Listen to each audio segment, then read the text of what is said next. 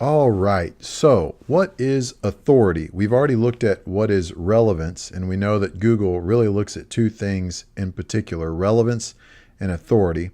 So, knowing that Google acts basically like the librarian of the internet, what is authority? Well, authority is what others say about your content.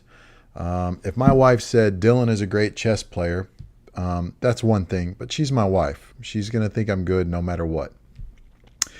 But if Magnus Carlsen of Norway, who's the world champion of chess at the time of the recording of this video, said Dylan is a great chess player, well, that would bring a lot of authority behind it. So authority is just about what others say about you. So when it comes to content for a blog or a website or whatever it might be, it's one thing to have that posted on your site.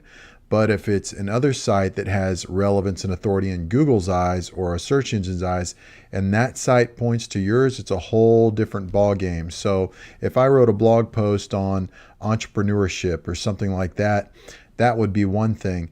But if Michael Hyatt, who's very popular entrepreneur, got great resources and stuff like that, he's got a weekly blog, a weekly podcast. If he writes on his blog, I've really been excited by different things happening in entrepreneurship. I ran across an amazing article yesterday by Dylan McCabe.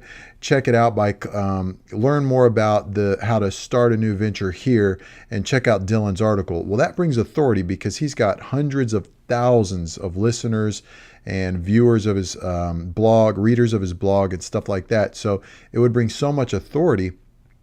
Google would consider that link from his site to mine so powerful and so weighty in the eyes of Google's algorithms and search engines and stuff like that. Google takes into account how weighty one site is compared to another. Here's an example. I typed into Google best leadership books.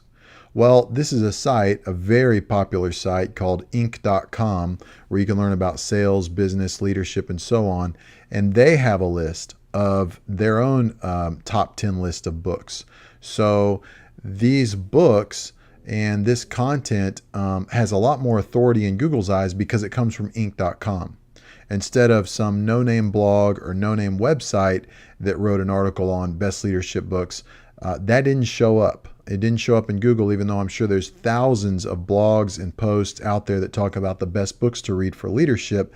The one that showed up right away in Google was this one from Inc.com because Inc.com has thousands, probably hundreds of thousands, maybe even millions of viewers a month. And Inc.com is known as a thought leader, and they've got weighty names contributing to their content. And Inc.com is referenced by all or many other leadership sites. So you want your content to have relevance, but you also want your content to have authority. And the only way to gain more authority is when big names point to you and link to you and share your content. And when your content gets social shares and stuff like that, a lot of authority comes from having a healthy link building plan, which we'll get into later. But you need to know two things about content: that Google looks for relevance and Google looks for authority.